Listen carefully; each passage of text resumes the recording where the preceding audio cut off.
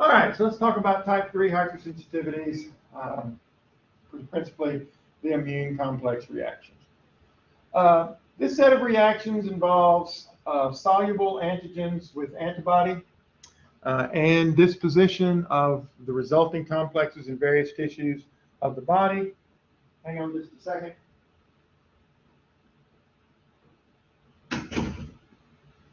Had to walk across the room and close the door, sorry. This involves the production of IgG and IgM antibodies.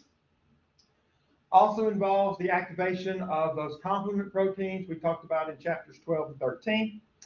Unlike type 2 hypersensitivities, however, in this case, the antigens are not attached to the surface of the cell. They act in the tissues and within the fluids surrounding those tissues. The immune complex reaction produces free-floating complexes that are then deposited within the tissues of certain organs. Large quantities of antibody will be produced in response to an exposure to a profuse amount of antigen. Upon a second exposure, the antigen-antibody complex will be formed. These recruit complement and neutrophils that would normally eliminate the complexes. In an immune complex disease, these complexes will then be deposited within the basement membrane of epithelial tissues. The neutrophils will then release lysosomal granules that will digest tissues and cause a destructive inflammatory response. Again, Arthus reactions and serum sickness are associated with certain types of passive immunization. This is similar to anaphylaxis in that all required sensitization and performed antibodies. It is different, however, from anaphylaxis in that it depends on IgG, IgM, or IgA, whereas anaphylaxis is concentrating on IgE. This type of reaction requires a large dose of the antigen, where anaphylaxis only requires a small amount of antigen present. And these types of things, the symptoms may be delayed by hours, sometimes days, whereas, again, anaphylaxis is an almost immediate reaction. Type 4 hypersensitivities, those things referred to as cell-mediated or delayed reactions. These involve primarily the T cell branch of the immune system. These hypersensitivities result when T cells respond to antigens displayed on tissues recognized as self or foreign cells on transplanted tissue. This has been traditionally known as delayed hypersensitivity because the symptoms do not show for at least a day and many times several days. And it also follows the second contact with the antigen. So the first antigen, you get no response. The second antigen, you get a response, but that response is delayed by 1 to several days. An infectious allergy, such as tuberculin reaction, is an acute skin reaction at the tuberculin extract injection point. This is similar. This is a TB skin test. Mainstay of the diagnostic tool for TB infections. The Th1 cell releases cytokines that recruit macrophages, neutrophils, and eosinophils, causing a raised red bump to appear. Doesn't show very well on this particular slide, but right there in the area I'm tracing with my laser pointer, there is a raised area. It looks kind of like a bad mosquito bite. Contact dermatitis is caused by exposure to resins in poison ivy and poison oak, haptens in household and personal articles, and certain drugs. This requires a sensitizing dose followed by a provocative dose. The allergen penetrates the outer layers of the skin. The allergen will be processed by the dendritic cells within the skin. Subsequent exposure attracts the lymphocytes and macrophages, and cells then will release enzymes and cytokines that damage the epidermis in the immediate vicinity. The number one cause of contact dermatitis in the United States is people changing their laundry detergent. You pick a new laundry detergent that you've never used before because it was on sale and you had a coupon, and it has something in it that you or a family member is sensitive to. T cells and their role in organ transplant. Transplantation or grafting of organs and tissues is a common medical procedure. Although it is life-giving, it is plagued with the natural tendency of lymphocytes to seek out and destroy foreign antigens. The bulk of the damage that occurs in graft rejections are attributed to cytotoxic T cells. Major histocompatibility complex and HLA classes 1 and 2, human leukocyte antigen classes 1 and 2. The markers of those products are extremely important for recognizing self and in regulating the immune response. A person can exhibit variability in the pattern of these markers. The pattern is identical in different cells in the same person. Similarity is seen in related siblings and parents, but the more distant the relationship, the less likely the major histocompatibility genes and markers will be alike. When a donor tissue or a grafted tissue displays surface molecules of a different MHC class, the T cells of the recipient will react to it as if it were a foreign invader.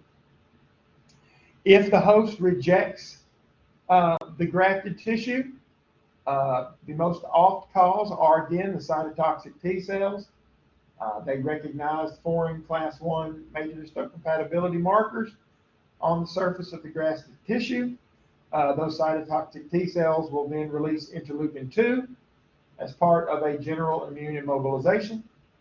Helper and cytotoxic T cells will then bind to the grafted tissues and secrete their lymphokines that begin the rejection process. This usually will begin within the first 2 weeks of the transplant. Antibodies will be formed against the transplanted tissue, will also contribute to damage, and the result is destruction of the vascular supply and many times death of the graft. Some grafted tissues like bone marrow contain indigenous populations of passenger lymphocytes. In other words, there are populations of lymphocytes in that tissue. So as you're getting them, you're getting those. These lymphocytes make it quite possible for the graft to reject the host rather than the other way around. Graft disease versus host disease. Graft will attack any host tissue bearing foreign MHC markers. These effects will be systemic and toxic. Papular or peeling skin is the most common symptom. Other organs will also be affected, and this overall graft disease with rejection will occur within the first 300 days of the graft. And then here is an example of the host versus graft analysis. Here is the graft versus host analysis. And again, things shown in gray are the host tissues. 4 classes of grafts. An autograft is the tissue transplanted from one site on an individual's to another. If you're a burn patient, for instance, and they take the skin off the back of your thigh and put it onto your chest, that would be an example of an autograft. An isograft only occurs between identical twins. Identical twins have the same genetic material, so therefore they should have the same MHC and HLA markers. An allograft is between genetically different individuals belonging to the same species. Here we see one human to another human would be an allograft.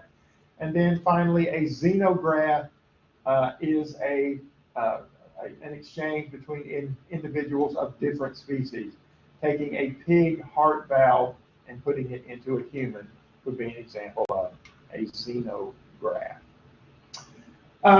Transplantation has been performed, transplantation, on every major organ, but they most often involve the skin, liver, kidneys, coronary arteries, corneas, and bone marrow.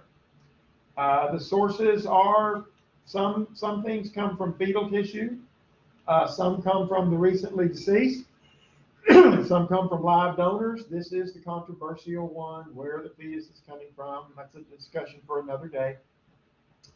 Bone marrow transplantation, we talked about this before in this class.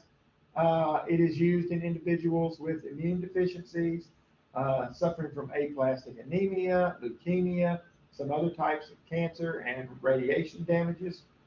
The patient will be treated with chemotherapy and whole body radiation to destroy their own blood cells, preventing rejection. Closely matched donor marrow will then be infused. GVHD can still occur, and anti-rejection drugs may be necessary.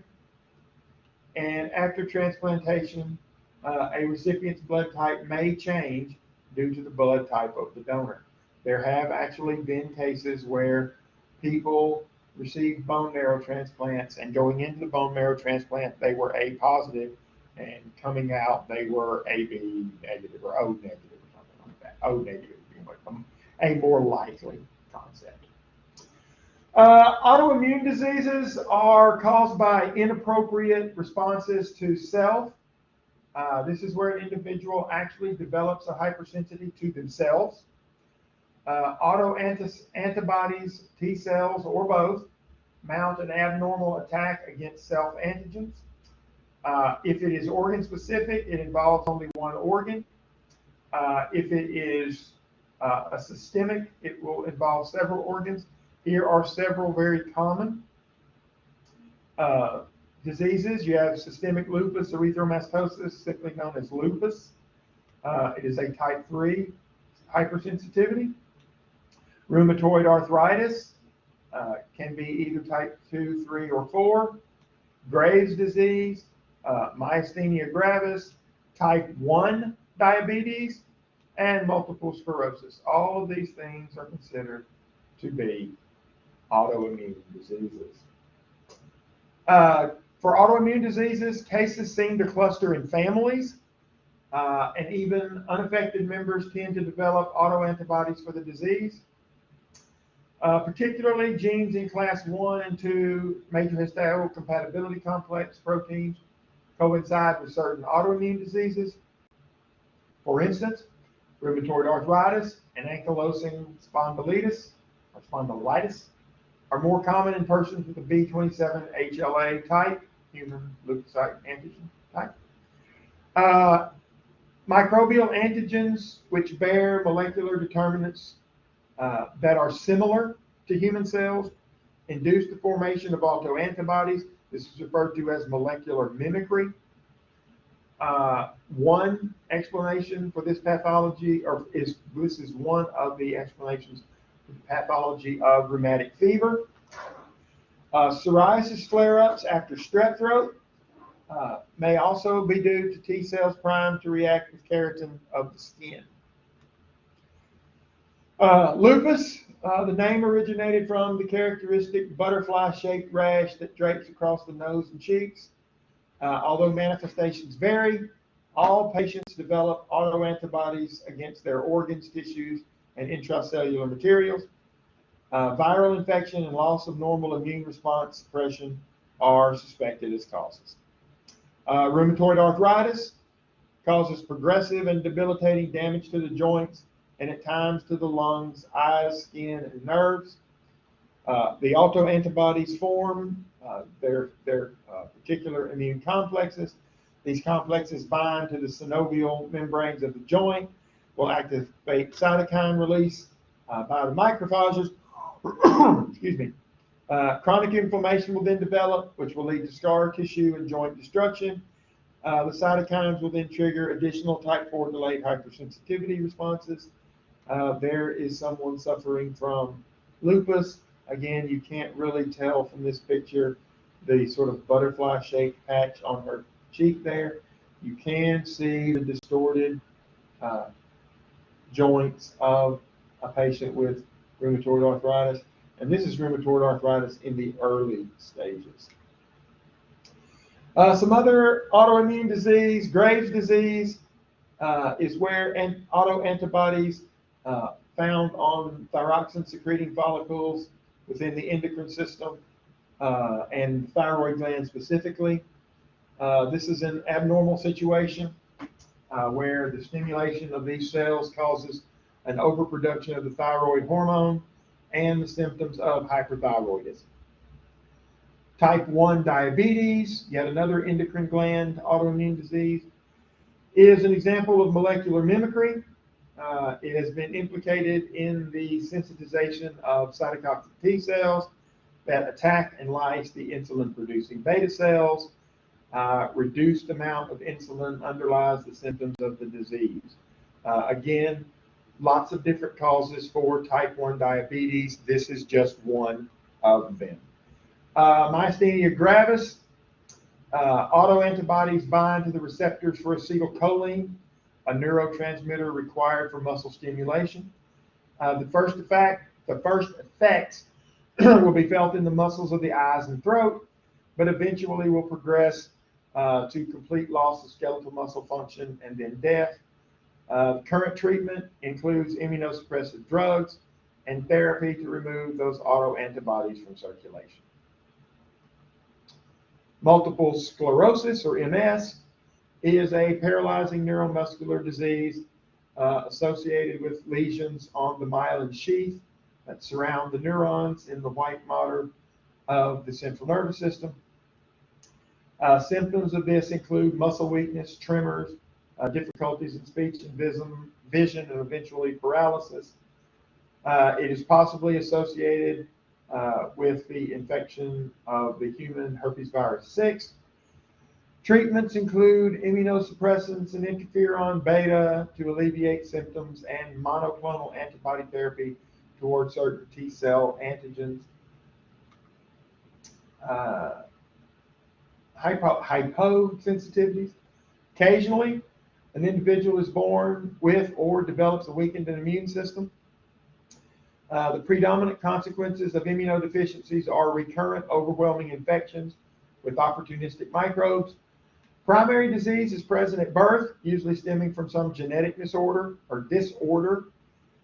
Secondary diseases are acquired after birth and are caused by either natural or artificial agents. B cell defects, such that cause low levels of B cells. Agamma-globulin anemia is an X-linked, non-sex-linked trait. Hypogammaglobulinemia and selective immunoglobulin deficiencies, those are all B cell diseases. Thymic aplasia, or DeGeorge syndrome, is a T cell disease. Combined B and T cell diseases, severe combined immunodeficiency, or SCID, adenosine deaminase deficiency. Adenosine deaminase is one of the enzymes that causes that third phosphate group to jump on and jump off and jump on and jump off in the ADP-ATP cycle. Complement defects, you could possibly be lacking one of the complement components.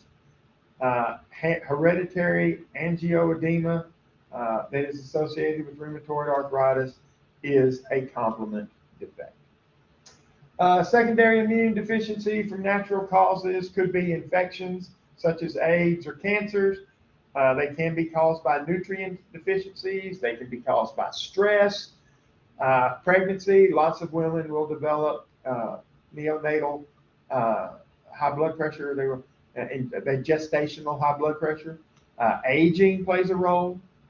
Things that can happen in immunosuppressive agents: irradiation, severe burns, certain steroids, immunorepressive drugs, removal of one's spleen can cause a decreased level of immune response. The primary immunodeficiency diseases are often due to an inherited abnormality. In some cases of disease, the lymphocytes are absent or present in very low numbers. In other diseases, the lymphocytes are present, they just don't function properly. An individual can lack either B or T cells, or they can lack both. And some deficiencies can affect other cell functions as well. And again, there's our drawing. Here's the red bone marrow making the lymphoid cells. Here's the pre-T. Here's the pre-B. And there's the bone marrow again, B cells making proper antibody, B cell, T cells. Again, primary immunodeficiency. Genetic deficiencies in B cells usually result in abnormal immunoglobulin expression. In some cases, certain IG classes are absent.